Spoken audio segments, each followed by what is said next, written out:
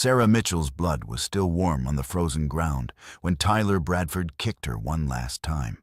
"Should have kept your mouth shut about the wolves," he snarled. The 20-year-old orphan lay motionless on old Logger's trail, her skull cracked against a rock, ribs shattered. Tyler, Brett, and Jake stood over her crumpled body, their breath forming clouds in the midnight air. "Is she?" Brett's voice wavered. Tyler checked her neck pulse. "Weak, but there." He smiled. "Let her freeze. The wolves will finish what we started." He turned to his friends. "No one knows she's out here. No one's coming." They climbed into Tyler's truck and drove away, tail lights disappearing into the Minnesota darkness. Sarah's phone lay shattered 3 feet from her outstretched hand. Temperature dropping to 34 degrees. In 2 hours, hypothermia would claim her. But Tyler Bradford didn't know one thing the forest had been watching. Leave a like and share your thoughts in the comments, along with the city you're watching from. Let's continue with the story. 12:48 a.m. Sarah's eyes fluttered open to a sky full of stars she couldn't quite focus on. Pain came in waves. Her right side screamed with each shallow breath. Broken ribs, definitely. Maybe punctured lung. She tried to move her left arm. Nothing. Tried her legs. Her body refused to obey. The cold was worse than the pain. She'd grown up in these Minnesota woods. She knew hypothermia, knew the stages, knew what came next. Her fingers were already numb. That was stage 1. Shivering would come next, then confusion, then the deadly warmth that made people strip off their clothes right before they died. She'd read about hikers found frozen, half-naked, smiling. Sarah forced herself to think clearly. Assess the damage. Her phone. Where was her phone? She turned her head, ignoring the stabbing pain in her neck. There. 3 feet away, screen shattered into a spiderweb of cracks. Completely dark, dead or destroyed. It didn't matter. It was 3 feet she couldn't cross. The road was empty. Old Logger's trail saw maybe 2 cars a week during daylight. At night, never. Her cabin was a 1.5 miles north. She'd been walking home from her late shift at Morrison's Diner when Tyler's truck had cut her off at the bend. The beating had lasted maybe 3 minutes. Felt like hours. Town was 8 miles south. Too far for anyone to hear her scream. Sarah tried anyway. "Help!" Her voice came out as a whisper, lost in the wind rustling through pine trees. "Someone, please." Nothing. Just the vast indifference of the forest. She tried to calculate. Core body temperature normally sat at 98.6 degrees. She could feel herself shivering now. Violent tremors she couldn't control. That meant she'd already dropped to around 95 degrees. Stage 2 hypothermia began at 93 degrees. Stage 3, the deadly stage, started at 90 degrees. Medical websites said you lost about 1 degree every 30 to 40 minutes in freezing conditions. She was wearing just jeans and a thin jacket. The ground beneath her was stealing her heat even faster. 90 minutes, maybe 2 hours if she was lucky. After that, her heart would simply stop. Sarah tried to pull herself toward the road.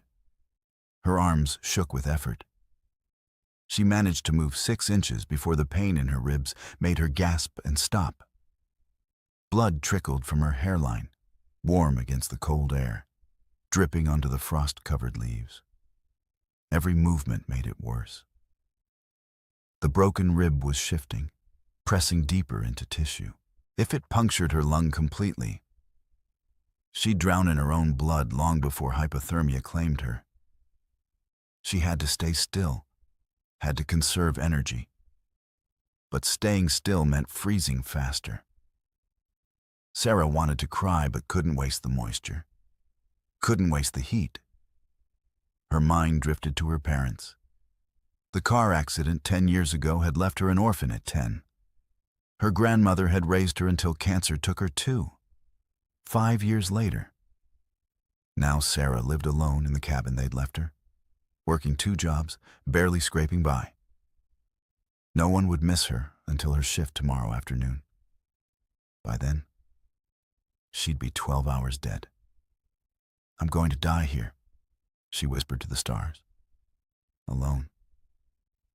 Just like Mom and Dad. The cold was making her drowsy. That was bad. That meant her body was shutting down, redirecting blood from her extremities to protect her vital organs. Soon she wouldn't be able to stay awake. Once she fell asleep, she wouldn't wake up. Stay awake. Stay awake. Stay awake. Sarah bit her lip hard enough to taste blood. The pain helped, but only for a moment. Then she heard it. A sound that made her remaining hope crumble into dust. Branches snapping in the darkness. Footsteps. Multiple footsteps. Moving through the underbrush with purpose, not human footsteps. Too light. Too many. From the tree line, 47 pairs of yellow eyes opened in the darkness. And every single one of them was locked on Sarah. Sarah's heart hammered against her broken ribs. Wolves? Not 1 or 2. A pack. 8 shadows materialized from the tree line, moving with the silent coordination of apex predators. Their eyes reflected her dying phone's last flicker of battery light before it went completely black. She knew the rules, had studied wolves since childhood. Don't run, don't make sudden movements, don't look them directly in the eyes, appear non-threatening. But she was bleeding. The metallic scent of her blood hung in the freezing air like a dinner bell. Blood triggered hunting instincts. Blood meant prey. Blood meant food. The lead wolf stepped closer. Female. Sarah's brain cataloged automatically. Gray-silver coat. Old. Battle-scarred. Alpha. Sarah's survival instinct overrode logic. She had to move. Had to get away. She dug her elbow into the frozen ground and pulled. Pain exploded through her torso. The broken rib shifted, grinding against something soft inside. She tasted copper. Internal bleeding, then perfect. But fear pushed her forward, 6 inches, then another 6. The wolves reacted instantly. 3 males broke formation, flanking her from different angles. Low growls rumbled from their chests. Warning sounds. The alpha female's ears flattened against her skull. Sarah froze. Wrong move? Prey behavior? Running prey. "Stay back," she gasped, knowing it was useless. Wolves didn't understand English. They understood body language, hierarchy, strength. She had none of those things right now. Her hand found a broken branch, half buried in leaves. She gripped it with fingers that barely responded, raised it like a pathetic weapon. "Go away. Please." The alpha took another step forward, then another, close enough now that Sarah could see the frost forming on her muzzle. Could count the years in her amber eyes. 5 feet away. 4. Sarah's mind screamed at her to swing the branch, to fight, to do something. But her body was shutting down. The shivering had intensified. Her teeth chattered so hard she bit her tongue. The alpha stopped at 3 feet. Sat down, just sat, like a dog waiting for a command. Sarah blinked. That wasn't normal. Wild wolves didn't sit calmly near injured humans. They circled, tested for weakness, attacked when the moment was right. They didn't sit and tilt their heads with something that looked almost like recognition. The wolf's left ear had a distinctive scar, crescent-shaped old wound, poorly healed. Sarah's brain, starved of oxygen and warmth, struggled to connect dots that seemed important. 10 years ago, she'd been 10 years old, freshly orphaned, living with her grandmother. They'd found wolf pups in this exact area, 8 of them, abandoned in a rocky den after hunters had killed their mother. One pup had been sick, infection spreading from a torn ear. Sarah had begged her grandmother, a retired veterinarian, to save them. 4 months of bottle feeding, wound care, sleepless nights. Then they'd release them back to the wild because that's what you did with wild animals. You helped them and let them go. That infected ear. Sarah had cleaned it daily, applied antibiotics, watched it heal into a crescent-shaped scar. Luna, the name came out broken. Is that you? The wolf's ears perked at the sound. She stood, closed the distance to 1 foot. Sarah's hand holding the branch trembled. Not from fear now, from something else. Hope, disbelief. Luna lowered her massive head and pressed her cold nose against Sarah's freezing hand. The touch was gentle, deliberate, submissive. Wolves didn't submit to humans, not wild ones, not unless... You remember, Sarah whispered. Tears froze on her cheeks. You actually remember me. The other 7 wolves relaxed their defensive postures. They'd been waiting for Luna's signal, following their alpha's lead, for one brief, shining moment. Sarah thought maybe this was salvation. Maybe these wolves would stay with her, keep her warm with their body heat. Maybe Luna would protect her until someone found them. Then reality crashed down. Her core temperature was still dropping. She could feel it in her bones, in the way her thoughts were getting fuzzy, in the way colors seemed too bright and sounds too distant. 93 degrees, maybe 92. Luna could recognize her, could sit beside her, could even lie down and share warmth. But wolves couldn't call 911, couldn't drive her to a hospital, couldn't stop internal bleeding or set broken bones. Sarah was still going to die, just not alone anymore. You remember me, she said again, voice fading. But you can't save me. No one can. Luna's response shattered the night. The wolf lifted her head toward the 3/4 moon and howled, not the short, sharp bark of a hunt, not the territorial warnings Sarah had heard countless times from her cabin. This was different, longer, mournful, desperate. This was a call for help. Luna's howl pierced the night like a siren. Long, haunting, urgent. The sound traveled through the forest, bouncing off trees, carrying for miles in the still air. Sarah had heard wolves howl hundreds of times from her cabin. Territorial calls, hunting coordination, pack bonding. This was none of those. This was an SOS. The 7 other wolves joined in, their voices braiding together into an eerie harmony that made Sarah's skin prickle despite the cold. The sound grew, swelled, filled the entire valley. Then, from deep in the forest, came an answer. Sarah's breath caught. Another pack, 3 miles east, maybe 4. Their howls were different in pitch, but identical in urgency. They'd heard Luna's call and were responding. Minutes later, another response, this time from the west, then south, pack after pack, lighting up the darkness with their voices. A chain reaction spreading through the wilderness. Sarah's foggy brain struggled to calculate.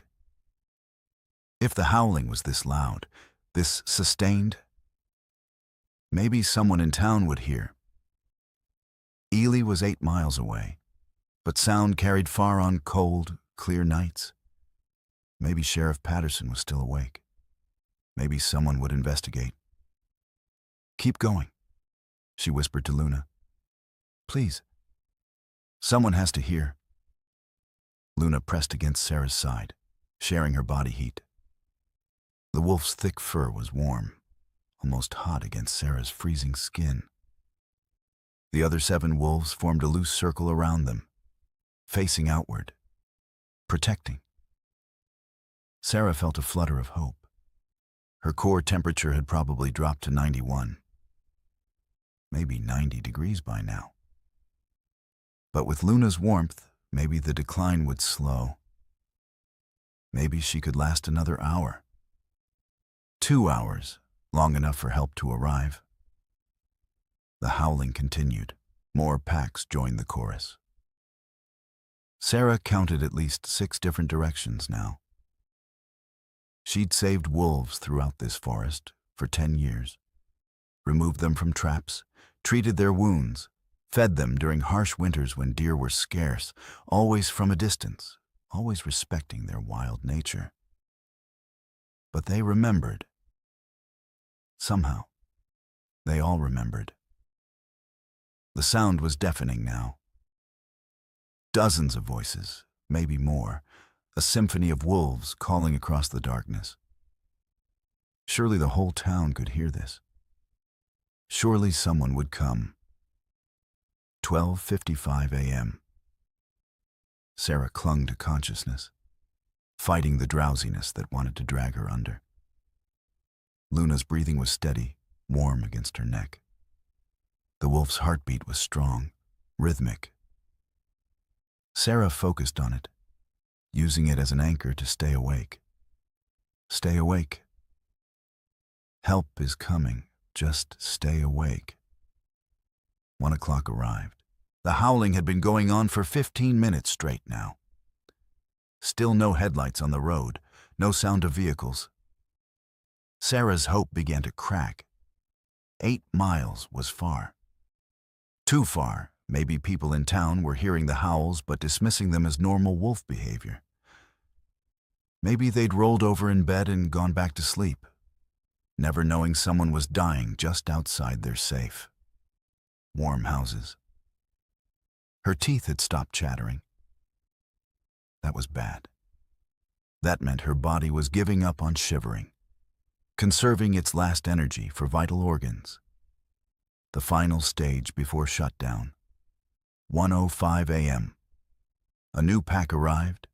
7 wolves emerged from the eastern tree line, moving cautiously toward Luna's group. Their alpha, a massive gray-black male, approached Luna with submissive body language. Permission granted. They formed a second circle, expanding the protective ring. 23 wolves now, all here because of her, all trying to help in the only way they knew how. But it wasn't enough. Sarah felt herself slipping away. Her vision was tunneling, darkening at the edges. Her thoughts were becoming disconnected, dreamlike. She thought about her parents, wondered if they were waiting for her somewhere. Her grandmother, all the people she'd loved and lost. "I'm sorry," she whispered to Luna. "You tried, but I'm still going to die." Luna whined softly, licking Sarah's face. The gesture was so gentle, so heartbreaking, that Sarah wanted to cry. But she had no tears left. 1:12 a.m. Sarah's eyes were starting to close when she heard it. Engines. Car engines. Not one. Multiple vehicles. Her heart jumped. Help. Finally. The howling had worked. Headlights cut through the trees, growing brighter. The roar of a powerful truck engine echoed off the rocks. Sarah tried to call out, but her voice wouldn't work anymore. The first vehicle came around the bend. Headlights illuminated the wolves, turned their eyes into dozens of glowing orbs. Sarah saw the license plate. BRF 2847. Tyler Bradford's truck. He'd come back. Tyler Bradford stepped out of his truck, followed by Brett Sullivan and Jake Morrison. All three men froze when they saw the wolves. 23 pairs of eyes reflected in the headlights. 23 wolves arranged in two perfect circles around Sarah's motionless body. Not attacking, not feeding, protecting. What the hell? Brett's voice cracked. Sarah's heart, already failing, seemed to stop completely. Through her dimming vision, she saw Tyler's face, not surprised, not concerned. Cold, calculating. He'd come back to finish what he'd started. "This is perfect," Tyler said, a smile spreading across his face. "Even better than I planned." Jake took a step back.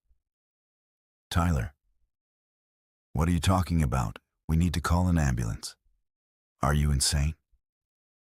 Tyler spun on him. "She's still breathing.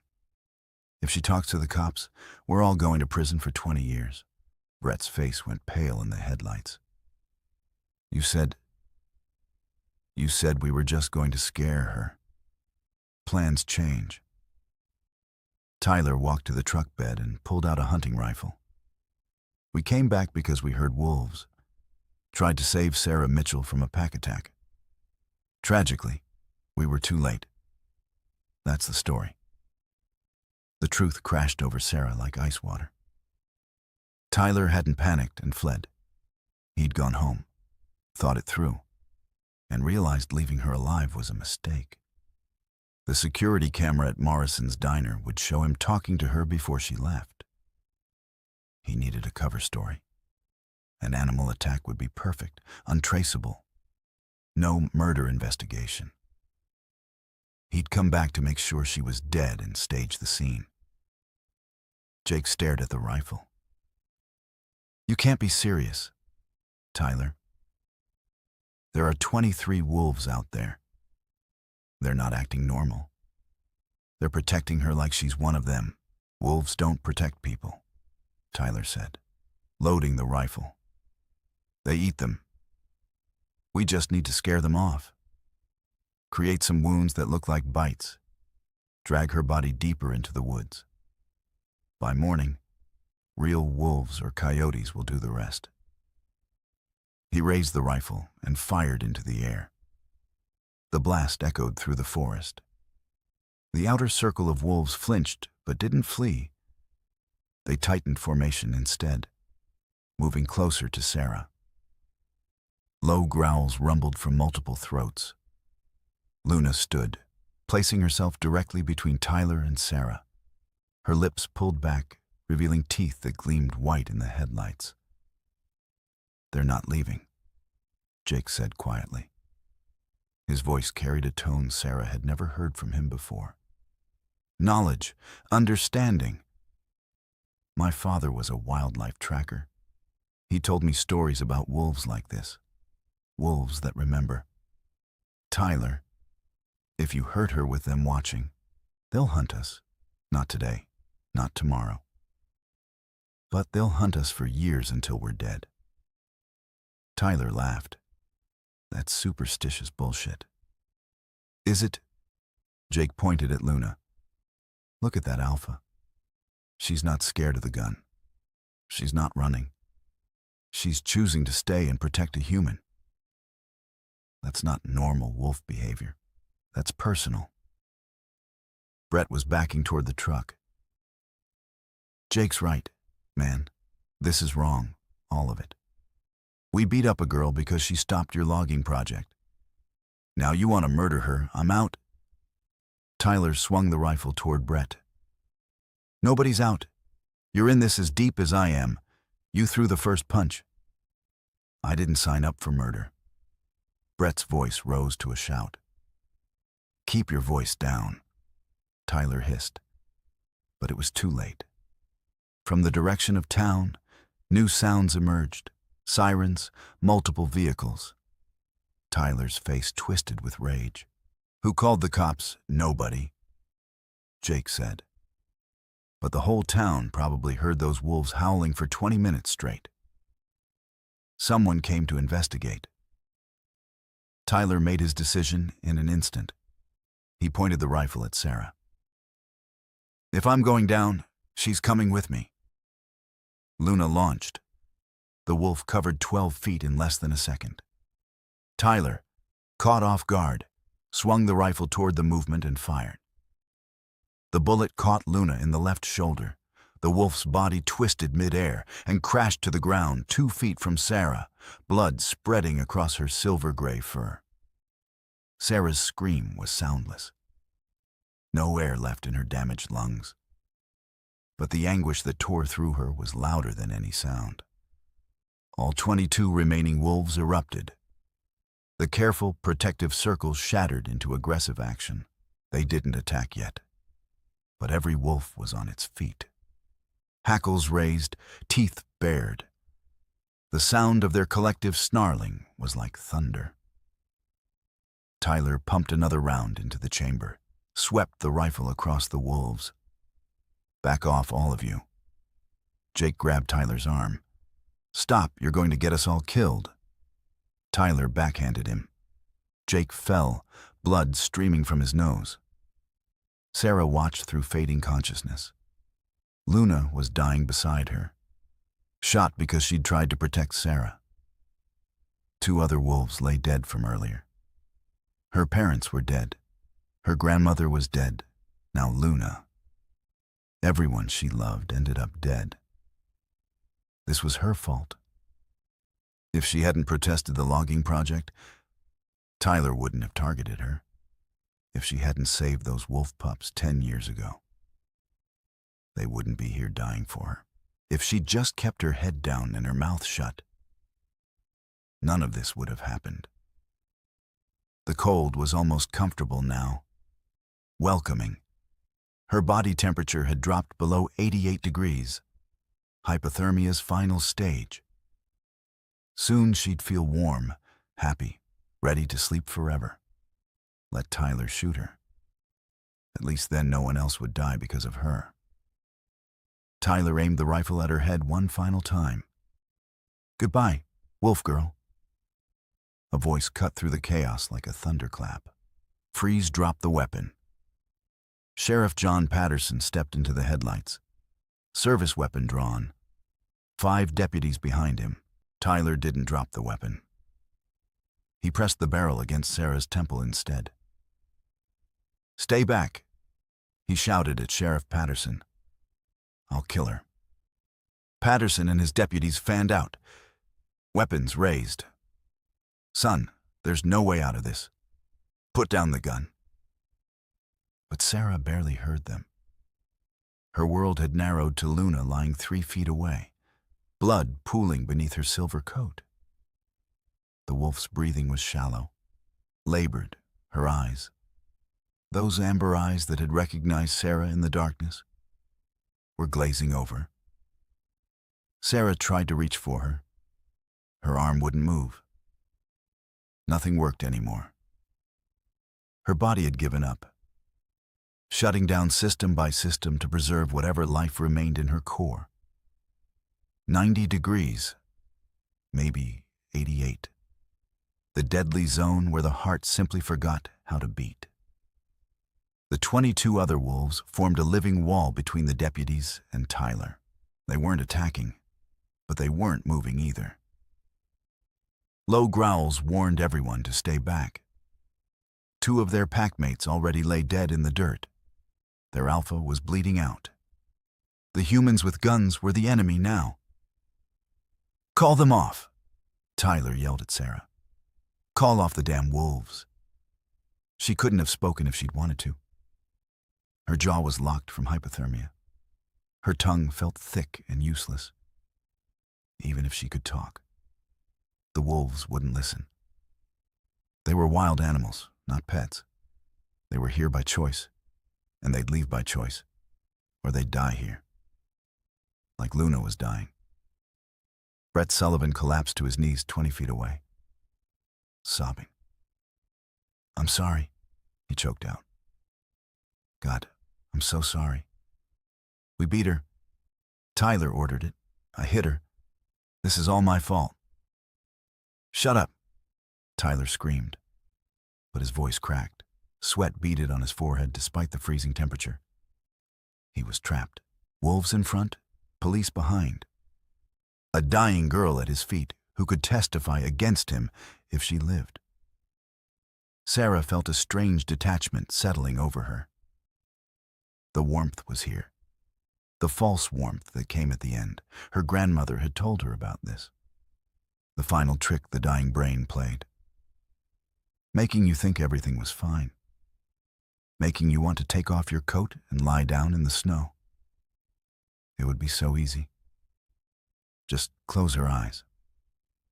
Let go. Luna whimpered. The sound cut through Sarah's fog. The wolf was trying to stand on 3 legs, trying to crawl to Sarah even with a bullet in her shoulder. Tears froze on Sarah's face. She couldn't even cry properly anymore. This was her fault. All of it. Luna had lived 10 years in the wild, survived hunters and harsh winters and rival packs. She should have lived 10 more. Instead, she'd die here because Sarah had been stupid enough to think she could change things. Stupid enough to believe standing up to Tyler Bradford would matter. Her parents had died because they'd gone out in a snowstorm to pick her up from a friend's house. Her grandmother had worked herself to exhaustion raising Sarah alone, probably accelerating the cancer that killed her. Now Luna. Now these wolves. Everyone who loved Sarah ended up dead. Maybe the world would be better off if Tyler pulled that trigger. At least then the bleeding would stop. The dying would stop. No more orphaned wolf pups because their protector got them killed. No more drop the weapon or I will shoot you, Patterson said, his voice steady but cold. Tyler's finger tightened on the trigger. If I'm going to prison anyway. Luna lunged with the last of her strength. Tyler turned and fired. The bullet meant for Sarah's brain caught Luna in the chest. The wolf crashed down and didn't move again. Something inside Sarah shattered. Not her body. That was already broken. Something deeper. The part of her that had survived her parents' death. Her grandmother's death. Years of loneliness and struggle. The part that had kept fighting, kept believing things could get better. That part died with Luna. She stopped shivering, stopped fighting. Let the cold embrace her like an old friend. In the chaos that followed, she heard more gunshots, heard Tyler screaming, heard the wolves' enraged howls. But it all seemed distant now, happening to someone else. Her heart was slowing. She could feel it. 60 beats per minute. 50. 40. Patterson was suddenly beside her, hands checking her pulse. His face went white. She's in cardiac arrest. Where's the goddamn ambulance? A woman's voice, professional and urgent. Sheriff, she won't survive transport to Duluth. Core temp is critical. We need to rewarm her now, or she dies in the next 10 minutes. Do it here. We don't have the equipment, unless... The voice paused. Jake Morrison. Isn't your uncle a veterinarian? Sarah's consciousness flickered. A choice was being made. She couldn't hear it clearly, didn't care anymore. She just wanted to see Luna again. Her heart beat 30 times per minute. Then 25. Then someone was lifting her, carrying her. And the world went black. 1:19 a.m. Sheriff Patterson's command hung in the air. Tyler's gun was still pressed against Sarah's head. Luna lay motionless in a spreading pool of blood. 22 wolves surrounded them all, snarling. Patterson had 30 years on the force. He'd talked down armed suspects, negotiated hostage situations, stared down barrel-chested men twice his size. But he'd never seen anything like this. A standoff between humans and nature itself. Tyler Bradford, this is your last warning. Drop the weapon. Tyler's hand shook. You don't understand. Sheriff, she ruined everything my father's company, our contracts, our reputation. All because she cares more about animals than people. So you decided to kill her. I decided to teach her a lesson. Tyler's voice cracked. It wasn't supposed to go this far. But she wouldn't stop. Even bleeding on the ground, she kept defying me with her eyes. So yes, I'll kill her, because people like her don't deserve to win. Brett Sullivan stood up, hands raised. Sheriff, I'll testify. Tyler ordered the beating. Jake and I just followed. But murder, that's all him. You coward. Tyler swung the rifle toward Brett and fired. The bullet caught Brett in the thigh. He went down screaming. The wolves exploded into motion, not attacking yet, but closing ranks. The circle tightened. 15 feet became 10. 10 became 7. Tyler spun back to Sarah, finger on the trigger. I'm ending this. Patterson made his choice. He fired twice. Both rounds hit Tyler in the shoulder and chest. Tyler dropped. The rifle clattered away. The wolves stopped advancing. Their alpha was down. The threat was neutralized, but their instincts warred with confusion. Should they attack the wounded human, protect their fallen leader? Scattered to safety, Luna made the choice for them. With her last breath, the dying wolf lifted her head and released a sound that wasn't quite a howl, more like a sigh. A release. Permission to leave. The 22 wolves turned as one and melted into the forest. No hesitation, no looking back. Their alpha had released them from duty. Luna's head dropped to the frozen ground. Her amber eyes closed. She was gone. Patterson holstered his weapon and ran to Sarah. Dr. Helen Morris, the lead paramedic, was already there with a medical kit. She pressed 2 fingers to Sarah's carotid artery. Pulse is 24 BPM. Core temperature. She inserted a thermometer probe. 87.3 degrees. Sheriff, she's in severe hypothermia. Cardiac arrest is imminent. Get her in the ambulance. Duluth Hospital is 42 minutes. She won't survive the transport. Her heart will stop before we cross the county line. Morris looked up, and Patterson saw something he'd never seen in her eyes before. Helplessness. I don't have the equipment to treat this in the field. We need heated IV fluids, controlled rewarming, intensive monitoring. Without that, she's dead. Jake Morrison, blood streaming from his broken nose, spoke up. My uncle, Dr. Robert Morrison. He runs a veterinary clinic 8 minutes from here. Dr. Morris stared at him. A vet. He was an Army combat medic for 15 years. Afghanistan. He's treated hypothermia, gunshot wounds, everything. He's got warming equipment for large animals, heated fluids, even a small operating room. That's for animals, not humans. But it's 8 minutes away instead of 42. Jake's voice was steady now. Certain. Doc Morris, you said she won't survive the drive to Duluth.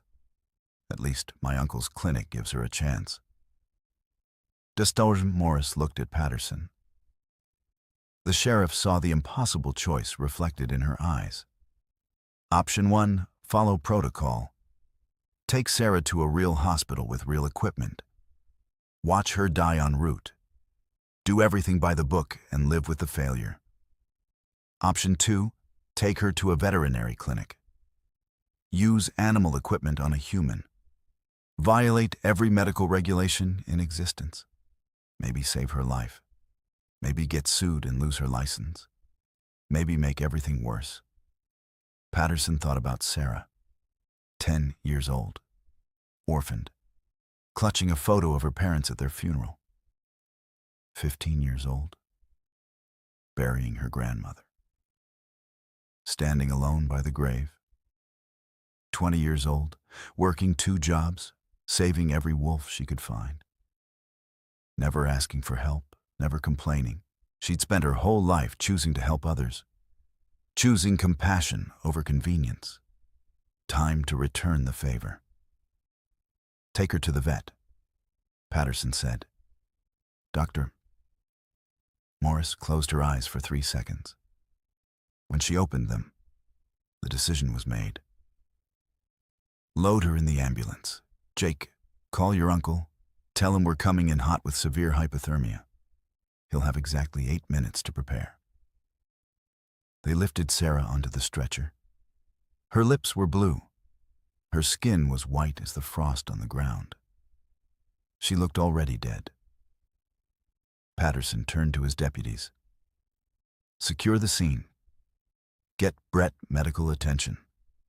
Take Tyler into custody if he survives. He looked at the forest where the wolves had disappeared, where Luna's body lay cooling in the dirt. And for God's sake, he added quietly, someone cover that wolf with respect. The ambulance doors slammed shut. Sirens wailed. Sarah's heart beat 20 times per minute as they raced toward a veterinary clinic and the most desperate medical procedure of Dr. Morris's career.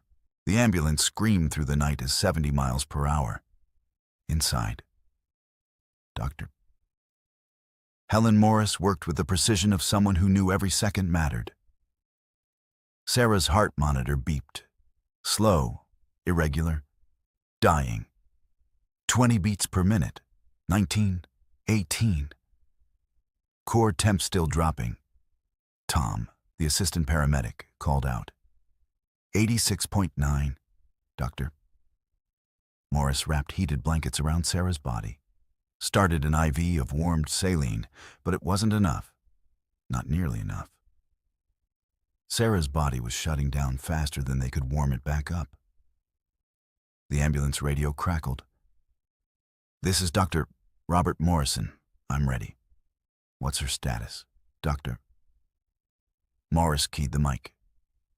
20-year-old female, severe hypothermia, multiple trauma, core temp 86.8 and dropping, heart rate 17. She's minutes from full arrest. Understood. I've got the warming protocol set up. Bring her straight to the large animal surgical suite. It's the only table big enough, and it's got the heat lamps. Tom gave Dr. Morris a look. He's really going to treat her like a horse. He's going to treat her like a patient who needs to not die in the next 5 minutes. Dr. Morris checked the monitor again. 16 beats per minute. Drive faster. 1:26 a.m. Morrison Veterinary Clinic appeared ahead, every light blazing. Dr. Robert Morrison stood in the open bay door. A tall man in his 60s with silver hair and steady hands that had sutured soldiers in Kandahar and delivered foals in Minnesota blizzards. The ambulance barely stopped before they were pulling Sarah out. Surgical Suite 2, go Dr. Morrison led the way. The room smelled like antiseptic and hay. A stainless steel table designed for horses dominated the center. Industrial heat lamps hung from the ceiling, already glowing orange. IV stands held bags of fluid warming in a medical-grade heater. Monitors that tracked vital signs for dogs and cats were already powered on. They transferred Sarah to the table. Her skin was gray. Her chest barely moved. Dr. Morrison didn't waste time. Tom, activate all heat lamps. Maximum setting. Dr. Morris, I need 2 large-bore IVs. Bilateral access. We're going to flood her with warm fluids. How warm? 104 degrees Fahrenheit. Hot enough to raise core temp without causing burns? They worked in synchronized chaos. Dr. Morrison placed a breathing tube down Sarah's throat, connected it to a ventilator modified to deliver warmed, humidified oxygen directly into her lungs. Dr. Morris established IV lines in both arms, started the heated fluid infusions. The heart monitor continued its ominous descent. 15 beats. 14. We're losing her, Tom said. Not yet, we're not. Destar. Morrison checked Sarah's pupils. Unresponsive. He checked her skin. Still cold as ice despite the heat lamps. Core temp. 86.2, still dropping. Dr. Morrison made a decision. We need active internal rewarming. Tom, prep the peritoneal lavage kit. Dr. Morris's eyes widened. You're going to flush her abdominal cavity with warm fluid. It's a veterinary technique for severe hypothermia in large animals. Direct contact with internal organs. It's aggressive, but she's out of options. 1:32 a.m. Durbenstarsent. Morrison made a small incision in Sarah's lower abdomen, carefully inserted a catheter into her peritoneal cavity. Warm saline began flowing in, bathing her internal organs in heat. The monitor showed 13 beats per minute. Come on, Dr. Morrison muttered. Come on. Sarah, fight. 12 beats. Core temp. 86.1. It's stabilizing. Wait, 86.3. It's rising. 11 beats. The monitor alarm began to wail. 10 beats. She's arresting. Morris shouted. The monitor flatlined. One long, continuous tone. Asystole. No electrical activity. No heartbeat. Dead. Dr. Morrison was already climbing onto the table. His knee pressed into the metal beside Sarah's still body as he positioned his hands over her sternum. Starting compressions. He pushed down, hard. The force required to compress a hypothermic heart was brutal. Something cracked. A rib, probably. Dr. Morrison didn't stop. 100 compressions per minute. Dr. Morris squeezed the ventilator bag, forcing oxygen into Sarah's lungs. Tom monitored the rhythm. Still flatline. 30 seconds. 1 minute. 90 seconds. Epi, Dr. Morrison ordered. We don't have human dosages. Give me 0.54 milligrams. Canine dose adjusted for her body weight. IV push. Now, Dr. Morris loaded the syringe, injected it into the IV line. Dr. Morrison never stopped compressions. His arms burned. Sweat dripped from his forehead. He'd done CPR on countless animals. Never on a 20-year-old girl who'd saved the lives of 47 wolves and was dying because she'd cared too much.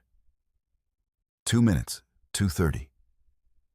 Core temp rising, Tom called out. 87.1, 87.6. Still flatline. Dust. Morrison compressed harder. One of his knuckles split open. Blood smeared on Sarah's chest. He didn't care. You don't get to die, he growled. Not after everything you survived. Not after those wolves tried so hard to save you. You don't get to quit now. 3 minutes. The textbook said brain damage began after 4 minutes without oxygen. They were running out of time. Second dose of epi. Dr. Morrison said. Dr. Morris prepared the injection. That's when the monitor blipped. 1 heartbeat, weak, electrical noise, maybe. Another blip, another. "We've got sinus rhythm," Tom shouted. 30 BPM, 40, 50, Doctor. Morrison stopped compressions, climbed off the table. His hands shook. His breath came in gasps. Sarah's chest rose and fell on its own. Her heart beat 60 times per minute. 70, 80. Core temp, 88.4, 89, 90. They'd done it. Pulled her back from the edge. Dr. Morrison sagged against the wall. Decades of combat medicine and emergency veterinary work finally catching up to him. "Welcome back, kid." Then Sarah's eyes snapped open. Wide, terrified, unseeing. And she screamed, "Luna! Where's Luna?" Sarah thrashed on the surgical table, ripping out one IV line. Alarms screamed.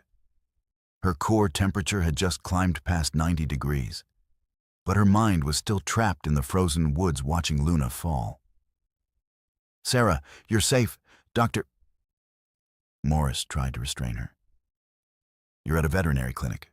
We saved you." "Luna." Sarah's voice was raw. "Tyler shot her. I have to..." She tried to sit up. Pain exploded through her broken ribs. She gasped and fell back. "Doctor..." Morrison placed a firm hand on her shoulder. "You just came back from clinical death. You're not going anywhere. She's dying." Tears streamed down Sarah's face. "She saved me, and I left her there to die alone." The three medical professionals exchanged looks. They'd pulled off a miracle, getting Sarah's heart beating again. But the girl was ready to tear herself apart, trying to save a wolf. Sheriff Patterson appeared in the doorway. "Sarah, the wolves are gone. Luna, she didn't make it. I'm sorry." "No." Sarah shook her head violently. "No. You don't know that. Wolves hide when they're wounded. She could be alive. I have to look for her. You have multiple broken ribs, a skull fracture, and you were dead 3 minutes ago." "Doctor," Morris said gently, "you need to rest." Sarah met her eyes. "Would you rest if it was someone you loved dying alone in the cold?" The question hung in the air. Patterson spoke quietly. "She spent 10 years saving those wolves. Never asked for anything in return. And when she was dying, they came for her, all of them." He looked at Dr. Morrison. "If there's any chance that Wolf is alive..." Dr. Morrison checked Sarah's vitals. Heart rate steady. Temperature 91 degrees and rising. Stabilized. But far from safe. "This is against every medical protocol." "I know," Patterson said. "If she goes out there and her condition worsens, she could die. I know. But you're going to let her try anyway." Patterson nodded. "That wolf earned it." So did she. 1:50 a.m. They bundled Sarah in heated blankets, placed her in a wheelchair with a portable IV stand. Dr. Morrison packed a veterinary field kit. Patterson loaded them into his SUV. Jake Morrison, face swollen from Tyler's punch, was waiting. "I'm coming too. I know how to track blood trails." They drove to Old Loggers Trail. Crime scene tape fluttered in the wind. Deputy Miller was photographing evidence. Luna's body lay where she'd fallen, covered with a sheriff's department blanket. Sarah's heart broke all over again. But Jake was already examining the ground with a flashlight. "There's a second blood trail," he said. "Lighter flow, leading northeast into the forest." Sarah's breath caught. She was alive. She got up and walked. Or crawled, Jake said carefully. "This much blood loss. She won't have gone far." They followed the trail. Sarah in the wheelchair. Patterson pushing. Dr. Morrison carrying his kit. Every bump sent pain through Sarah's ribs, but she didn't make a sound. 0.3 miles into the forest. Jake stopped. Trail ends here, at this rock formation. Sarah recognized it immediately. The den. The same place she'd found 8 orphaned wolf pups 10 years ago. The entrance was barely 3 feet high. Sarah climbed out of the wheelchair, ignoring Dr. Morrison's protests. She got on her hands and knees and crawled inside. Her flashlight beam swept the dark interior. There, in the back corner, Luna lay on her side, breathing shallow and fast. The wound in her shoulder had stopped bleeding, but infection was already setting in. Her body temperature was too high. Fever. Around Luna, 7 wolves from her pack stood guard. They growled when they saw humans. But when Sarah crawled closer, they recognized her scent and went quiet. "Luna," Sarah whispered. I'm here. Luna's eyes opened. Recognition flickered. Her tail twitched once. Barely. Neither. Morrison squeezed into the den, medical kit in hand.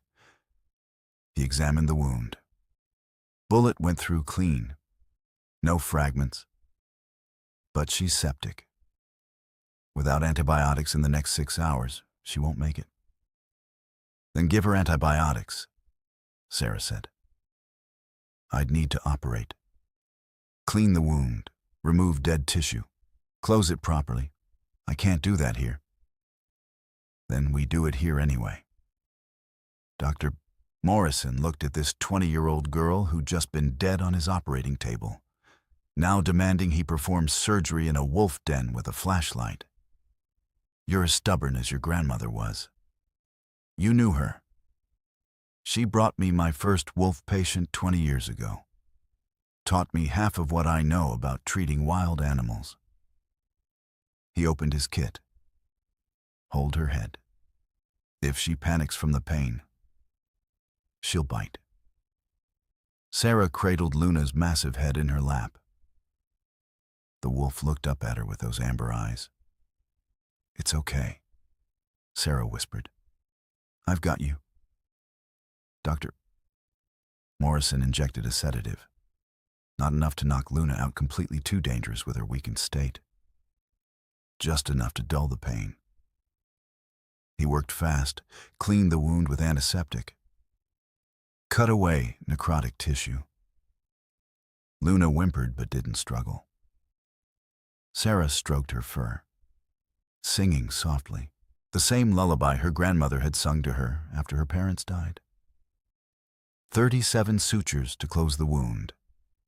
Antibiotics injected. Subcutaneous fluids for dehydration. When it was done, Morrison sat back. Best I can do under the circumstances. The rest is up to her. Sarah stayed in the den, lying beside Luna, sharing warmth. The other 7 wolves settled around them. An hour passed, then 2. Dawn light filtered through the den entrance. Luna's breathing steadied. Her fever began to drop. Patterson appeared at the entrance. Sarah, you need to get back. You're still hypothermic. Not yet, Sarah said. Not until I know she'll make it. 3 hours post-surgery. Luna raised her head, looked at Sarah, licked her hand once. It was the wolf's way of saying I'm okay. You can go now. Sarah kissed Luna's forehead. Even now, she whispered. We're even now. She let Patterson help her out of the den. As they walked back to the vehicle, Sarah looked over her shoulder once. Luna sat at the den entrance, watching. Behind her, the 7 wolves of her pack. Sarah raised her hand. Luna's ears perked forward. Then the wolf turned and disappeared into the forest, her pack following. 2 weeks later, Sarah sat in a hospital bed in Duluth. Her ribs were healing. The skull fracture was minor. She'd make a full recovery. Sheriff Patterson visited with news. Tyler Bradford pled guilty. 28 years. Brett Sullivan got 7. Jake Morrison's charges were dropped for cooperation. And Luna? Patterson smiled. Wildlife cameras caught her yesterday. She's hunting again, limping slightly, but alive. Sarah closed her eyes, finally allowing herself to believe it. They'd both survived, against impossible odds. They'd both survived. 6 months later, Sarah stood at the opening ceremony of Minnesota's first Wolf Conservation Center. The building rose from the land Bradford Logging had tried to destroy, now protected as a permanent wildlife sanctuary. The video of 47 wolves protecting her had gone viral. Donations poured in from across the country. Scientists called it unprecedented interspecies loyalty. Sarah called it simple gratitude repaid. Every Sunday evening, she hiked to the old den. Luna always came, sometimes alone, sometimes with her pack. They'd sit together as the sun set, no words needed between them. Tyler Bradford served his sentence in silence. Brett Sullivan wrote Sarah letters of apology she never answered.